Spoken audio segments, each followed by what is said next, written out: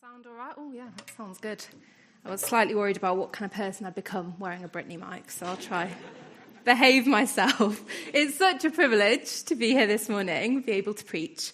As a bit of a recap, this sermon series, we've been parked in one chapter of the New Testament, in Hebrews chapter 11. And I think we have, Hebrews 11 grounds itself in this first verse, in this definition of faith. Now, faith is the assurance of things hoped for, the conviction of things not seen. For by it, the people of old received their commendation. And Hebrews 11 kind of then throws us into stories in the Old Testament, these people, these big characters who live by faith. So last week, if you remember, we had part one, Abraham, living in tents. And then today, we're going to look at Abraham's wife, Sarah. And these are our verses for today that will throw us into Sarah's Old Testament life. By faith, Sarah herself received power to conceive, even when she was past the age, since she considered him faithful who had promised. Therefore, as many as the stars of heaven, and as many as the innumerable grains of sand by the seashore. And our key is going to be in verse 11. By faith, Sarah herself received power to conceive, even when she was past the age, since she considered him faithful who had promised. Now, there's some caveats at the start of this. With some of the people that are named in Hebrews chapter 11, it's really clear why they're held up as these great heroes of the faith. But Sarah's a bit more of a mixed character, and we've got to address that her inclusion in this chapter, in this hall of faith, raises some interesting questions. To be honest, biblical scholars themselves are divided on whether this verse is actually another verse about Abraham or instead about Sarah. But actually the stronger arguments land on Sarah being the subject of this verse, so this verse being about Sarah. It's interesting because she also gets praised and held up as an example twice in the New Testament. But the stories and snippets that we get of her in Genesis don't always portray her as someone hugely full of faith, as we're going to see. It's not straightforward, it's something to wrestle with. But I love what Steph said in the first sermon in the series on faith. He said the thing about Hebrews 11 is it's a chapter of biographies. And the thing about biographies is that it stops you oversimplifying faith, but it also stops you overcomplicating faith. We can't oversimplify because these are messy people living real lives. But there is real truth that we can get to about God in the way they live their life and in what God does in their lives. So despite Sarah's contradictory character, I'm confident that through looking at her story, looking at what her story points to, we'll uncover more of the complexity, the reality, the rawness of a life of faith. But beyond that, and way more importantly today, it's a story about the essence and the beauty of God's faithfulness. So let's jump into that story. As a bit of context, how Sarah's life plays out alongside Abraham's is found between Genesis chapter 12 to chapter 20. Obviously, a lot of the emphasis of these chapters is on Abraham. He's this big patriarch of major world religions. He's the random pagan that God called out of obscurity and started a story that would last 3 generations. And he made a covenant and people. But Sarah was there too. And as Steph said last week, a lot of their time, they were just mooching around in the wilderness. There's not loads of big stories you hear about them. It was this life of living under promises, of uncertainty, of not knowing where you're going. In fact, we've got to remember that the audience of Hebrews is most likely Jews that had become Christians. And in the Jewish faith, Sarah was seen as this big matriarch, this real example. She's the only woman in the Bible whose specific age, death, and burial is specifically recorded, which is a sign. I'm going to look at 3 snapshots of Sarah's story and the journey she goes on, because in the arc of what God does in her life, there's so much richness that points to God's character. And it's important to kind of hold in our mind what the promises Abraham and Sarah are holding at different points, because a lot of that will kind of be the revelation of what God does. And where we're jumping in at this point in the story, God has called Abram. he's still called Abram, and promised that he will make him into a great nation and he'll bless him. And so this is what Abram and Sarah, now Sarai at this point in the story, we'll come on to that later, this is what they're living with. Abram's been promised twice that he'll be the father of nations, yet him and Sarai are getting really old and they haven't had any children. So this should take us to snapshot 1, if it will come on screen. Perfect. Genesis 16. This is the snapshot where I was like, great, I'm preaching, great, it's Sarah. Opened my Bible, read this and thought, oh, flip. So let's get into it. Now, Sarai, Abram's wife, had borne him no children. She had a female Egyptian servant whose name was Hagar. And Sarai said to Abram, behold now, the Lord has prevented me from bearing children. Go in to my servant. It may be that I shall obtain children by her. And Abram listened to the voice of Sarai. So, after Abram had lived 10 years in the land of Canaan, Sarai, Abram's wife, took Hagar the Egyptian, her servant, and gave her to Abraham, her husband, as a wife. And he went into Hagar, and she conceived. And when she saw that she had conceived, she looked with contempt on her mistress.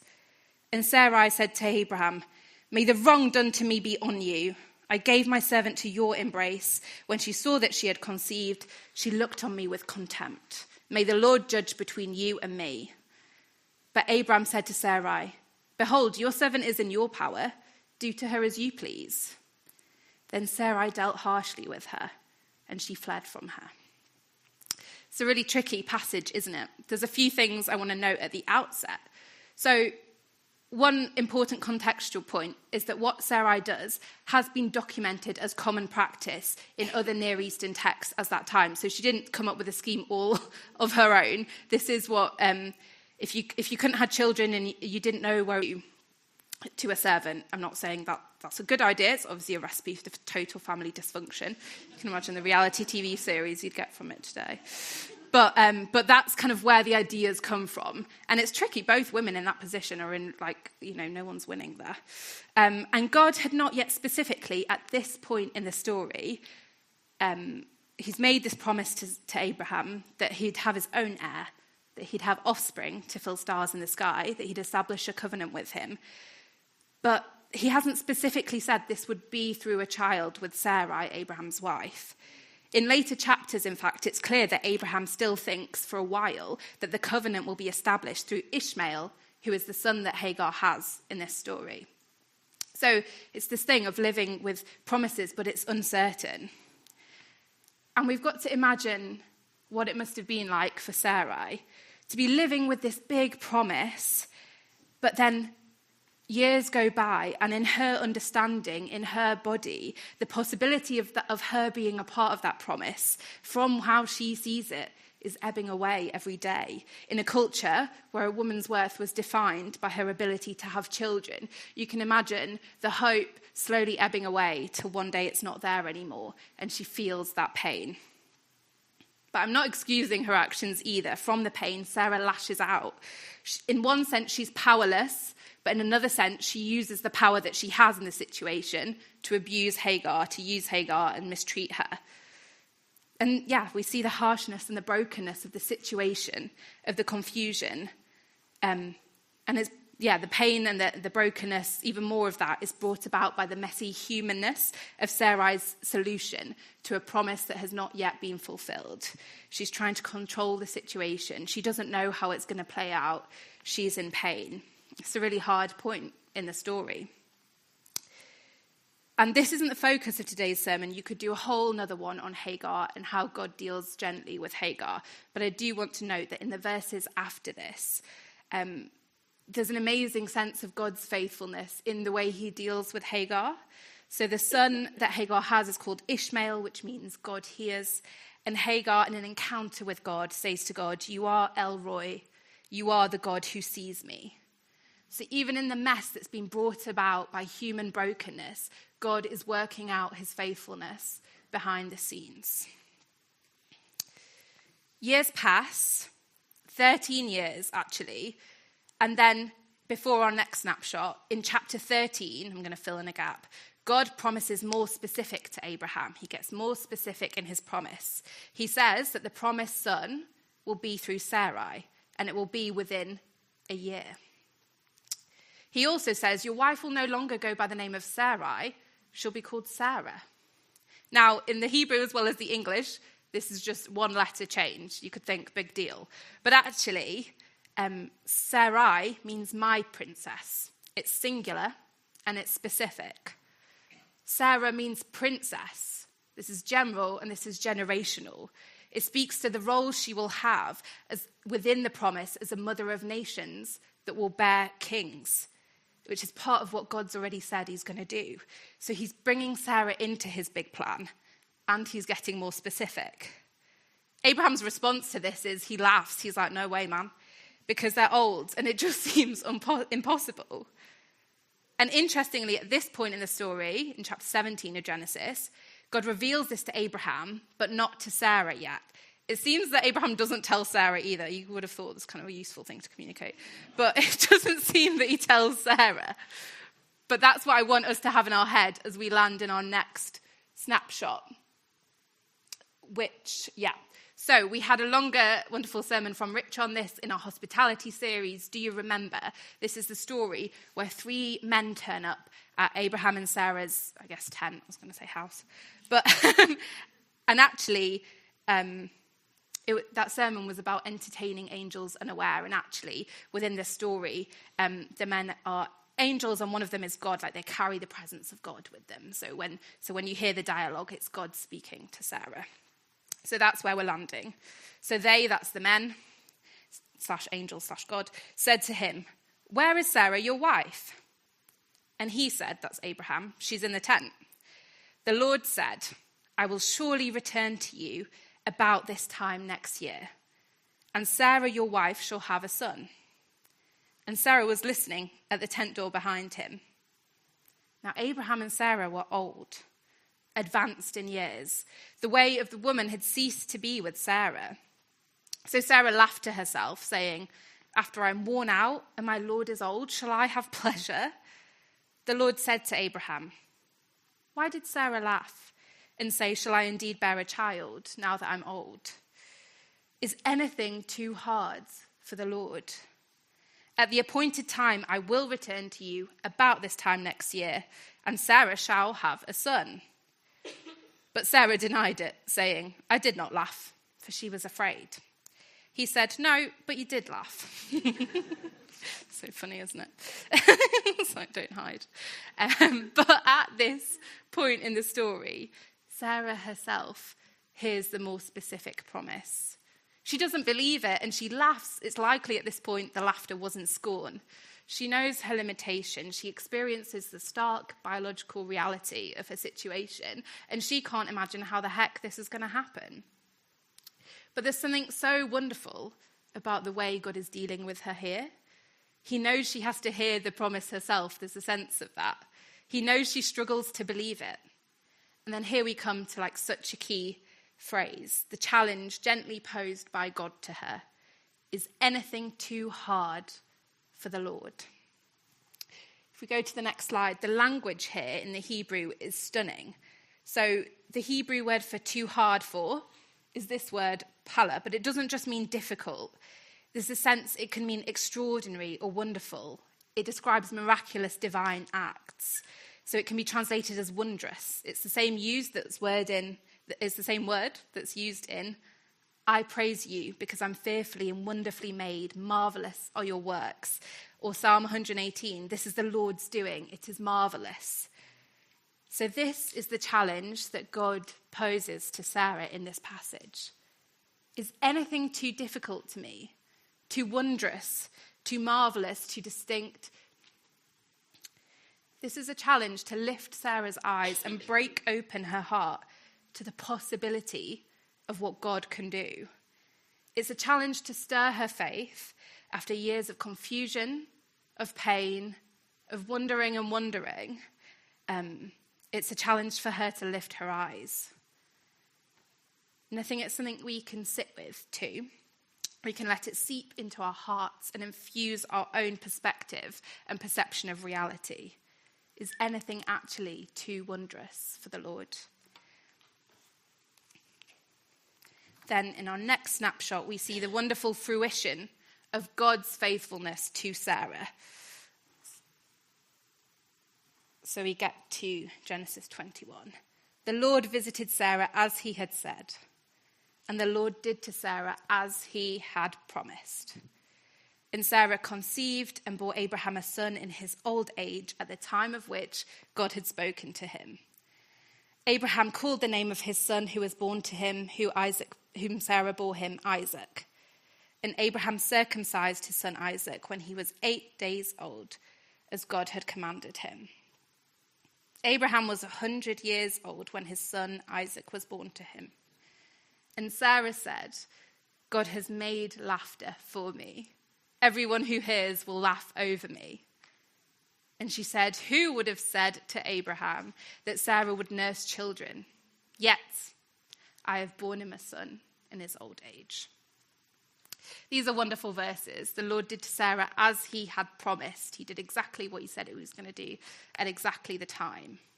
There's restoration, there's God's faithfulness writ large, and the power of God has subverted Sarah's laughter. It's God that's turned it from scorn to joy. Only God's done that. And Isaac, the Hebrew is Ishak, means laughter. This is the journey that God's taken Sarah on in these 3 snapshots. He's fulfilled his promises. He started working out his longer-term, bigger promises. And he's turned her disbelief into joy and wonder. And it seems that from the moment God made his promise to Sarah specific and challenged her scorn, there's a deepening of faith that's birthed in her. She has no other choice but to consider him faithful who has made the promise. Remember that from our Hebrews verse. And from this, God starts a relationship with his people. So this is Sarah's story. It's one that starts with waiting, with confusion, with pain, with control, with mess, and then is one of doubt and scorn, maybe a bit of bitterness. But God communicates, he challenges her, and then shows her the wonder of his faithfulness. And through this, he starts to do something much bigger throughout history. So Sarah's a really complicated character, and I think, honestly, the reason that this Hebrews verse in the New Testament is the postscript to her Old Testament life, there's a huge grace in it, like God's chosen to focus on the fact that she, in the end, had no other choice. She became someone, a person of faith, someone that considered him faithful through the wonder of what God had done. But there's a story here that kind of repeats itself through Scripture, maybe a story that we can find ourselves in today, a story of broken people and a faithful God. When God calls people in Scripture, often the reaction isn't one full of faith and willing. People aren't ready and raring to go. Just as Sarah and Abraham initially laughed and thought, are you kidding, mate? The impossibility of what God was saying, other people shrunk back. American pastor Ian Simpkins says this. He says, it's fascinating to me how often God calls someone in the Bible and their first instinct is not confidence, but hesitation. They question, they doubt, they feel the gap between who they are and what God is asking them to do, and they say so out loud. Moses wonders who he is to speak to Pharaoh. Jeremiah believes he's too young. Gideon points out that his family is the weakest and he is the least. Peter falls at Jesus' knees, overwhelmed by his own sinfulness. And God never seems surprised by that. He doesn't correct their self-assessment first. He doesn't wait for them to feel ready. He doesn't swap them out for someone more confident. He simply says some version of the same sentence over and over. I will be with you. Which means that the story of calling in Scripture is not about God finding impressive people. It's about God staying close to honest ones. This is so true, isn't it, of Sarah's story, which is one that illuminates God's faithfulness over her up and downness. Her human limitation and disbelief is of no surprise to him, but he keeps his promises to her because he has said he will do it. And there's one verse in the New Testament that cracked this wide open for me when I was prepping this sermon. It kind of floored me. If we go to the next slide. 2 Timothy 2, the context for this is Paul knows he's going to die soon. He's writing a letter from prison to Timothy in the face of persecution. If we are faithless, he remains faithful, for he cannot deny himself. In this verse, faithless doesn't mean kind of total denial of God. It's accounting for the lapses in human faith. The Lord, I believe, help my unbelief. The fact that it's really hard sometimes, and the fact that we're human. If we are faithless, he remains faithful, for he cannot deny himself. This shows how key faithfulness is to God's character. It's literally impossible not to keep his promises to us. Isn't it so different from our human frailty? We're full of making promises that we don't keep all the time. Don't know if it's the right time of year to ask how everyone's New Year's resolutions are going. I think I wanted to get really good at being really timely with presents and always having good presents and cards on time this year. Just a little resolution. My brother the other day reminded me of a present from 2024 I'd promised him and not yet delivered on. So that was humbling. But it's so human, isn't it? We're full of things we want to be and want to do, and we promise it to ourselves, we promise it to other people, and there's a frailness there. Not so with God. It's literally impossible for him to be unfaithful. And so if we're to take one thing about Sarah's life of faith from her mention in Hebrews 11, I think it's this, that grasping God's faithfulness, deeply believing it about God, seeing him as faithful and trusting him in that, is so key for our faith. If you've been around the Christian block enough times, you'll have heard this quote a lot. A.W. Tozer says that what comes into our minds when we think about God is the most important thing about us. And there's kernel of truth there about the more that we take our eyes off of ourselves and the more we place our trust in God's faithfulness to us, his constancy, his power, now that becomes solid ground for the journey of faith. It actually, I would say, enables us to live in faith because it's based on something so much bigger and better than ourselves and anything that we can drum up ourselves. So I guess that's a challenge, right, from our verse in Hebrews 11. Do we consider him faithful? Our own faith must be a response to his faithfulness. So that was the first little bit of that key sentence, wasn't it? Consider him faithful. Then the next bit, he who has made the promise. Sarah considered God faithful, who made the promise. Now, Sarah and Abraham were carrying a very specific, big promise, which God used powerfully to start off this relationship with his people throughout the Old Testament. But I want us to think for a second about our inheritance and the better promises of the New Testament, the promises that we live in. So we've got Sarah and Abraham wandering around, living in tents, living with promises. If we jump forward 1900 years to Jesus, God becoming flesh and blood, the same faithful work is at God. The same faithful God is at work again. But this time he's doing something bigger and better. He's establishing a new covenant, not just for the Jewish people, but flung wide open. This is the stunning, ultimate, and absolute expression of God's faithfulness to us. Through the birth and life and death and resurrection of Jesus Christ, the gap between us and God can be closed. We can know God. In the Old Testament, God enters into different covenants with Noah, with Abraham, with the nation of Israel, Moses as it grows, and with David. And throughout the Bible, covenants are agreements that are underpinned based on specific promises.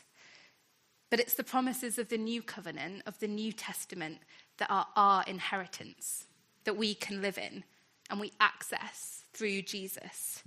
This is the agreement that God enters into with us, not because of anything we've done, but through Jesus, we can be his people, and he says, I will be your God. And these are the promises of the New Testament. Through Jesus, our sins are forgiven. The Holy Spirit is with us. He's got us. We're justified by faith and recipients of grace.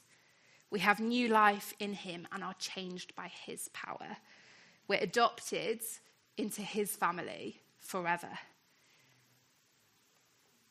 We've seen today the staggering faithfulness of God to Sarah and Abraham, the huge promises he made and fulfilled, Yet we get to live in the even bigger promises of the new covenant. These are the promises that God's made to us. He cannot not be faithful to them. He has to fulfill them. It's who he is. And if you're here considering faith or wondering what the heck this is all about, then I guess that is the invitation to know God through Jesus. He will be our God and we will be his people. A relationship, life in all its fullness through the work of Jesus on the cross. There's something else I want to say on this idea of these better promises, and it's amazing. It's this title could also be what Ben said before. It's amazing how God works in the service. Sarah received a very specific promise from God. It was something very specific he was going to do to accomplish his purposes. The better promises of the new covenant are different. They're assurances for the soul. They're promises about identity, about who. But this doesn't mean that things always look miraculous or that the improbable or impossible thing always happens when we want it to. It can be really hard. Sometimes in church culture, I think we can focus on the amazing stories of huge breakthrough or miracle, which are amazing and God does them, but we can focus on them. And actually the reality of the life and faith, sometimes it is that, Lord, I believe, help my disbelief. Sometimes it's seasons of intense disappointment, of suffering, of pain, and of questions that go unanswered. One of my favourite things we've done as a church family recently are Elisa's Raw Testimonies evening. So these are basically just evenings where people who've been through some very specific things share stories of what God's done in their life. And sometimes, it's what it says on the tin, they're really raw. But they've impacted me so deeply because instead of just focusing on the miracle or the big breakthrough, God's faithfulness has become so clear through them, even when stuff is just bleak and hard and there are questions. But these people, there's been an immense power to the fact that they've been able to sit there, share their story and say, God has been faithful. I wasn't expecting this to happen. I didn't want that to happen. I had no idea where this was going. But somehow God was faithful. In the absence of miracles, in waiting and in longing, God was faithful. There is such a depth and a beauty in believing God is faithful to his promises to us, that he's got us, that he holds us, that he's for us, even when circumstances are not what we want. And I know it's really hard, but I think it's a very beautiful and a very costly thing. And I think it's very precious to God when we can say, I trust you, Lord, because you are faithful. It doesn't mean that we don't wrestle with this, that we don't take our questions and our emotions to God. The Psalms are perfect examples of the real wrestle of God, where are you in this? Life is so intense. Everything's going wrong. Where are you? I need you. You're not there. Oh, you are there. It's this huge, the roller coaster in each kind of poem in the Psalms. It's a wonderful thing. But I guess they show us we're allowed to grapple with it. We're allowed to wrestle with it. We're allowed to work it through with God. But I just want to encourage us this morning that it's impossible for him not to be faithful to us. And I think, if you're here and you're thinking, oh, it's easy to say, it's like a trite answer to big problems. It's the thing of biography again. I think we are in a room of people who cannot say things have always worked out how we wanted them to, who cannot say things have always been easy. But I think for those of us that follow God here this morning, I think we can stand here and say, you know what, he's been faithful. And that's not an easy thing. It's not a throwaway comment. Sometimes it's a hard-won thing to acknowledge that. But he is faithful. I can stand here and say things haven't gone right all the time, but he is faithful. The biggest promise that we have from God is himself. The promise is him. The promise is Jesus. The promise is life in its fullness through Jesus. The promise is him. And even though it can be hard, he is the pearl of greatest price. He is good. He is worth it. And he's so faithful. So we started today with a Sarai who was waiting, who was confused, who was lashing out and trying to control the situation. And we've seen how through and only through the wonder of what God did, she ended up laughing in joy at the birth of an impossible son, with no choice but to consider him faithful. And we've looked at the character of a God who absolute, and he's expressed it in the most absolute of ways. Through the death of his son, establishing a new covenant with us, we get to live in promises of sonship and adoption and eternal love. We've been reminded of the power and the constancy of God. Is anything too hard for the Lord? Not just too hard, but too wondrous, too miraculous, too marvelous? No. And I just think, his faithfulness, that's the big thing from Sarah's story, has to be the foundation for our faith. And there's a beautiful freedom in that. 2 Corinthians, it says, his power is made perfect in our weakness. There's a freedom to lifting our eyes and letting that be the thing that inspires our faith. We are humans. We don't always get it right. We're all over the place, just like Sarah at times. But do we consider him faithful? Because that's the starting point. That becomes solid ground for our journey of faith. Are we living in the reality that he will be faithful to the promises he's made to us? So, that will let us lift our eyes. So we kind of come into land there. Going to lead us in a response? Yeah? Thank you, Priya. Should we stand?